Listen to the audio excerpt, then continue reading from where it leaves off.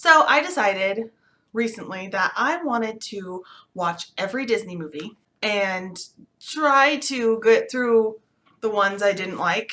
Snow White. So I'm going to watch every Disney movie. And obviously, if you're going to watch every Disney movie, you might as well start at the beginning. So we have Snow White, which I never really liked. Here we go. So Snow White was made in 1937, Depression era, and even his wife and his friends told him this was going to be a disaster, that nobody wanted to see a full-length animation film. Disney borrowed $1.5 million to make the film. Surprise, dear wife and friends, it made over $8 million. So apparently the rest of the world does not agree with me that Snow White is not the best movie.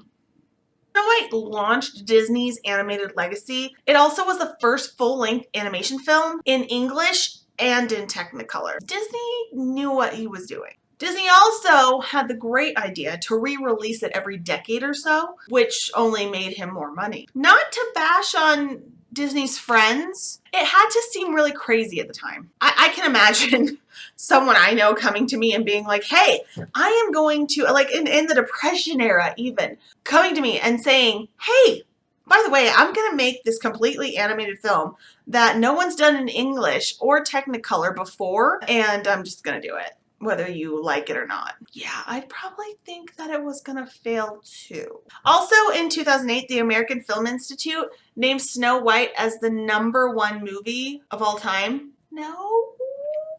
I remember watching this as a kid. No, I didn't like it. I didn't, oh, no, no, no. I didn't like it. To me, it was creepy. It made no sense. Maybe I didn't identify with Snow White. Yeah, that's probably it.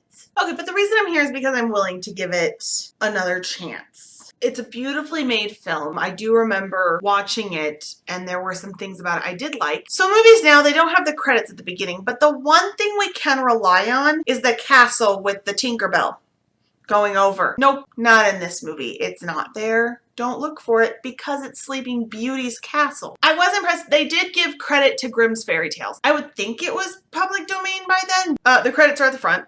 All of them are at the front. Okay, can you believe? I counted. I stopped. I paused and I counted. Only 24 animators. So we open up, as Disney does, on the classic white book. Oh, we haven't opened it yet because right now it's a classic white book. And on this book, there's gold and pretties, and next to it's a goblet. I want to believe it's a goblet. You go watch it yourself. It could be a candlestick.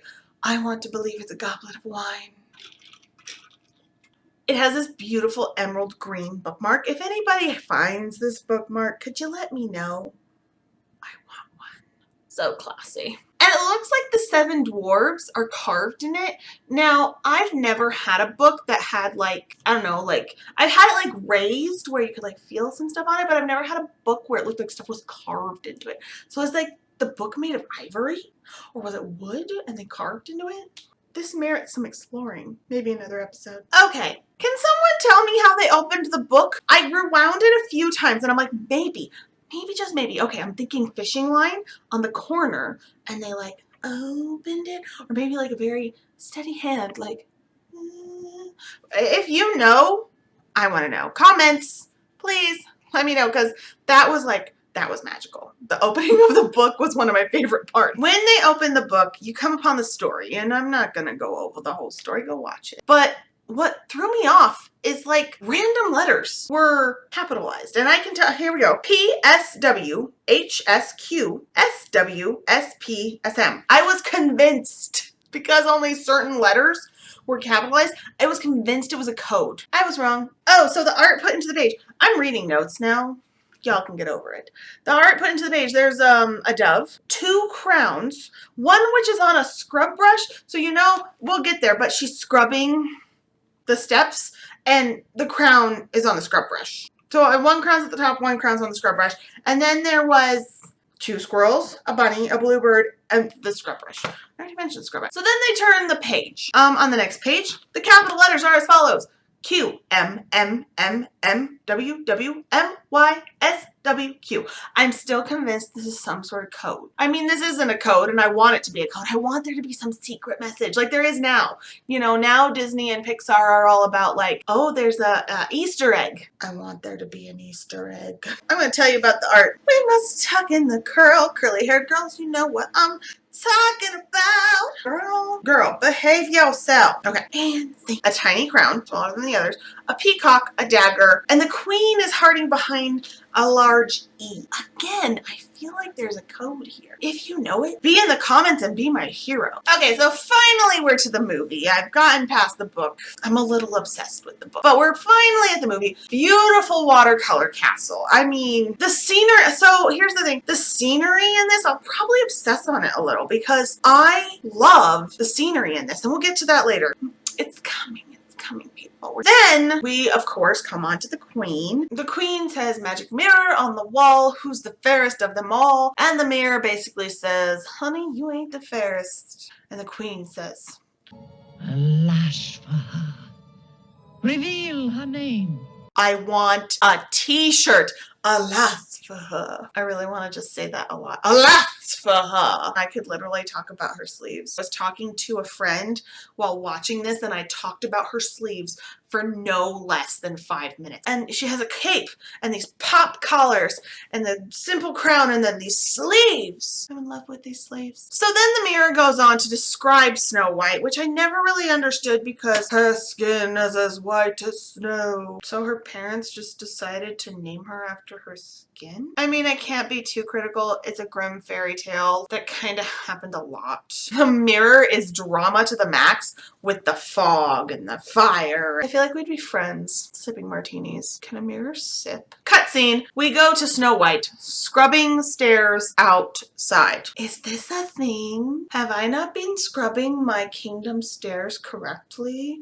Should I have been scrubbing them by hand? Is a Swiffer not sufficient for stair scrubbing? I must know. But Snow White needs no less than 12 doves. Yes, I paused and counted. 12 doves to accompany her in scrubbing. We all kind of know Snow White's quintessential look of the blue and yellow dress.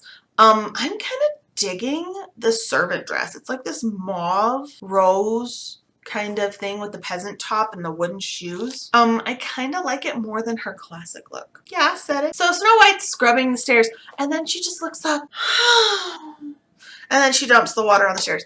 What I couldn't understand is she sighing because she just finished or is she sighing because she's on the first step and she has a lot to go? She was quite more graceful about it than I would have been if I had that many stairs to go. So at this point when I'm watching Snow White, I realize she has almost the same makeup as the queen. So they both have kind of this eyeshadow thing. Snow White's might be a little lighter, but she still has the lips and the on-point eyebrows and the rouge. And I'm just like, they both have pretty... I mean, I guess maybe it's the natural look. My natural look is. So, I mean, maybe it's the natural look, but I was just kind of like, their makeup's kind of similar other than the heavy eyeliner. Maybe the mirror needs glasses. So then, you know, Snow White's singing her song. I'm wishing. I love that song, don't get me wrong. I mean, I'm making fun of it, but it's adorable. I mean, she's singing into a well. Cute. The doves are also cute. But the prince comes over the wall. Why does he look so basic? So here's the thing. To me, Snow White and the prince, they look like little porcelain dolls. I just don't see a lot of detail. And maybe that's my eye after watching so many Disney movies and watching them get better and better. I am a big fan of the doves.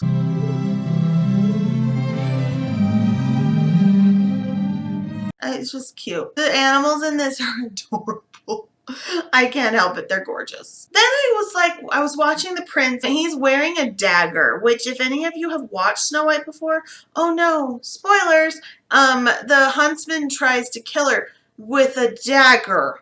And then the prince is wearing a dagger. I was always under the impression that princes had swords. I mean, I did grow up in the Disney era where someday my prince will come. And now he's come to court Snow White and he has a dagger. Somehow this makes me suspicious. I'll get to this later too, but the queen, the prince, and Snow White, I don't know what I feel. I feel a little weird on this. I feel there wasn't much time spent on them. Or maybe like the same animator, or maybe they were made this way deliberately. But like they're just very plain. And we'll get to it why I think this later, but basically it's because of the Seven Dwarfs and how they were animated. Now we'll get to the scenery a little bit. I do love the scenery. Whenever the characters are placed in these scenes, it's just there's so much care and detail in the scenes.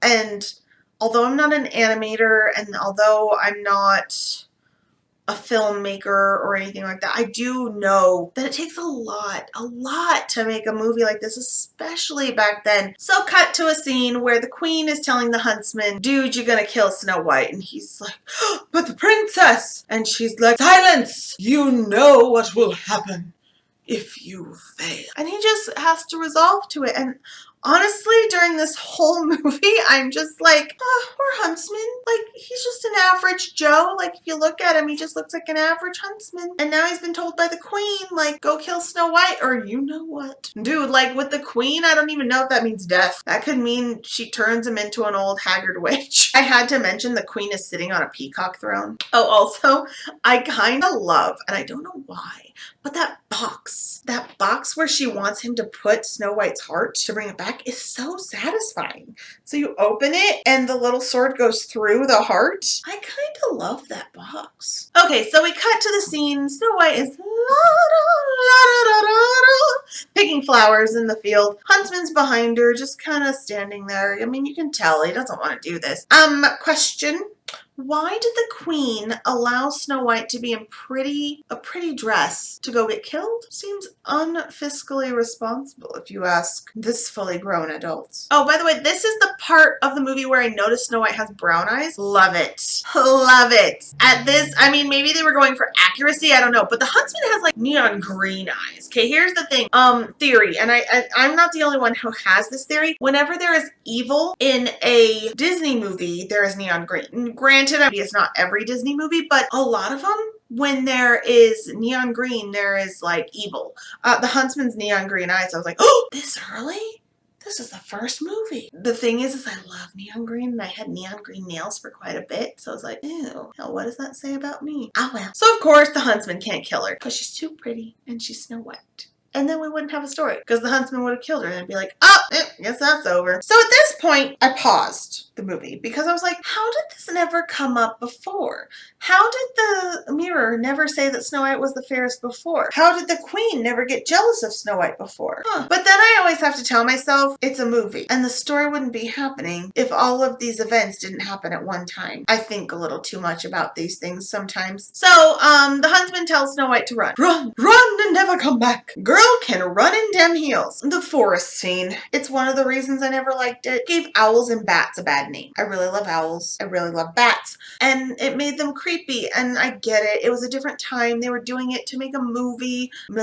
Also, it made the trees creepy. I am a hippie by nature. I don't like that. Poor trees and the poor owls and the poor bats. I was a little upset about that. So the trees are like doing all these things where they're like,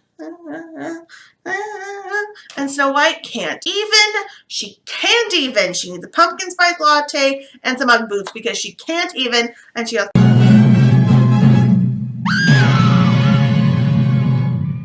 collapses on the ground crying. In Disney fashion, this is where it all started, people. The collapsing and crying. Snow White collapses and cries. She's crying and everything seems to lighten up and get better, and then all the cute animals come out. Which, of course, the cute animals are my favorite, so they're coming up and they're sneaking up and they're trying to over. And she goes, oh, and the animals run. And then Snow White starts rhyming. The funny thing is I never noticed the rhyming, and so I had to rewind, and I'm like, was there rhyming the whole time? There was not, so we're good. But she says something like, I'm sorry I frightened you, but you don't know what I've been through, and all because I was afraid. I'm so sorry for the mess I've made. I mean, I understand it to a point. Maybe it was supposed to be a song, and they were just like, nah, we don't want a song, here you go. Here's a haiku. Not a haiku, I know that. So turns out I talk too much, and Snow White is longer than I thought, and it was going to take longer to describe it to you and my feelings on it. So stay tuned for part 2, where we will discuss more Snow White.